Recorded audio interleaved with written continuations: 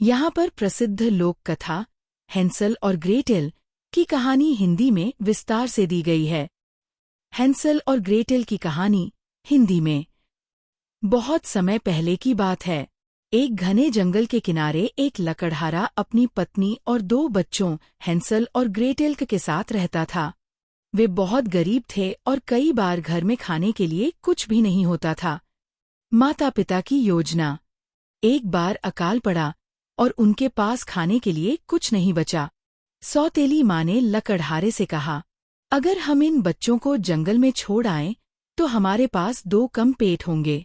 लकड़हारा पहले तो राजी नहीं हुआ, लेकिन पत्नी के जोर देने पर मान गया। पहली बार जंगल में। हैंसल ने ये सब सुन लिया।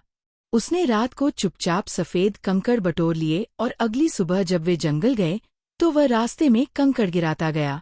जब माता पिता उन्हें छोड़कर चले गए, हैंसल और ग्रेटेल कंकड़ों के सहारे घर लौट आए। दूसरी बार जंगल में। कुछ दिन बाद माँ ने फिर वही योजना बनाई।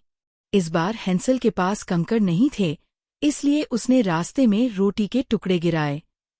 लेकिन जंगल के पक्षियों ने रोटी खा ली और वे रास्ता भूल गए। जिंजर ब्रेड का घर। चलते चलते वे एक जादुई घर के पास पहुंचे जो रोटी, केक और मिठाइयों से बना था। दोनों बच्चे भूखे थे, उन्होंने खाना शुरू कर दिया। तभी एक बूढ़ी चुड़ैल बाहर आई और उन्हें अपने घर के अंदर ले गई। चुड़ैल का जाल। वह चुड़ैल असल में बुरी थी। उसने हैंसल को पिंजरे में बंद कर दिया और ग्रेटेल से घर का काम करवाने लगी। वह रोज हैंसल को मोटा करने के लिए खाना देती, ताकि बाद में उसे पका सके। ग्रेटेल की चतुराई। एक दिन चुड़ैल ने ग्रेटेल से कहा कि ओवन, भट्टी, गरम करो। ग्रेटेल ने चालाकी से कहा, मुझे नहीं पता ये कैसे खोलते हैं। जब चुड़ैल ओवन देखने झुकी, ग्रेटेल ने उसे ओवन में धक्का देकर दरवाजा बंद कर दिया। चुड़ैल जलकर मर गई। सोनार की खोज। इसके बाद दोनों बच्चों ने चुड़ैल का घर देखा और वहां से सोना, चांदी और कीमती पत्थर उठाए। घर वापसी। फिर वे रास्ता खोजते हुए अपने घर लौट आए। अब उनकी सौतेली माँ मर चुकी थी और उनके पिता बहुत दुखी थे। बच्चे जब धन और खुशी लेकर लौटे, पूरा परिवार फिर से एकजुट हो गया और उन्होंने हमेशा के लिए खुशहाल जीवन बिताया।